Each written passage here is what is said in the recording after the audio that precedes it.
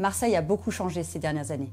C'est devenu une ville à la mode, avec de grandes tours qui surplombent le port, des expositions culturelles dans des lieux totalement insolites et des restaurants qui offrent bien plus que la traditionnelle bouillabaisse. Conséquence, les touristes sont beaucoup plus nombreux. On en compte désormais plus de 5 millions par an. Les croisières ont explosé. Elles drainent plus de 1,6 million de visiteurs chaque année, ce qui a récemment permis à la ville de dépasser New York et Venise.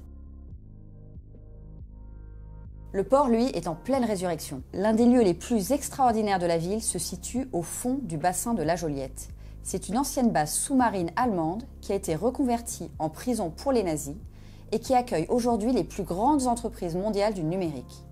Car ce qu'on ne sait pas, c'est que Marseille est un lieu stratégique pour les câbles sous-marins qui nous permettent de communiquer avec l'Afrique, le Moyen-Orient et l'Europe de l'Est.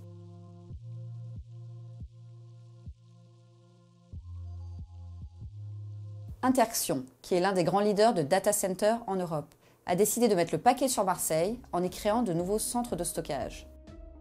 C'est très impressionnant à voir et c'est au cœur du port de la Joliette. Le site de Fos-sur-Mer a lui aussi radicalement changé. Situé à l'ouest de Marseille, il est en train d'être modernisé pour accueillir des milliers de conteneurs supplémentaires chaque année. Le chinois Ketchen vient d'ailleurs d'annoncer sa volonté de s'y installer, moyennant un investissement de 100 millions d'euros.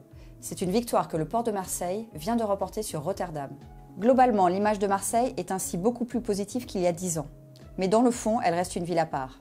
C'est une cité qui fait peur aux entreprises, qui a la réputation de privilégier le clientélisme et d'être repliée sur elle-même. La réalité marseillaise a ainsi évolué moins vite que son image. Et pour cause, la ville étouffe sous les embouteillages. Il est très difficile d'y construire de nouveaux espaces urbains car elle est coincée entre la mer et les falaises. Et les Marseillais ont la réputation de mener la vie dure aux entrepreneurs extérieurs. Le maire Jean-Claude Gaudin, qui gouverne la ville depuis 23 ans, ne s'intéresse guère à l'économie.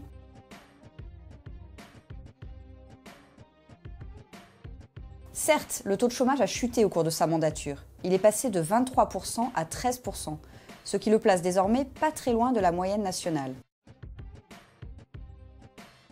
Mais à part le groupe Bourbon de services maritimes, qui est en train de transférer son siège social de Paris vers Marseille, rares sont les grandes entreprises qui envisagent de rejoindre la cité phocéenne.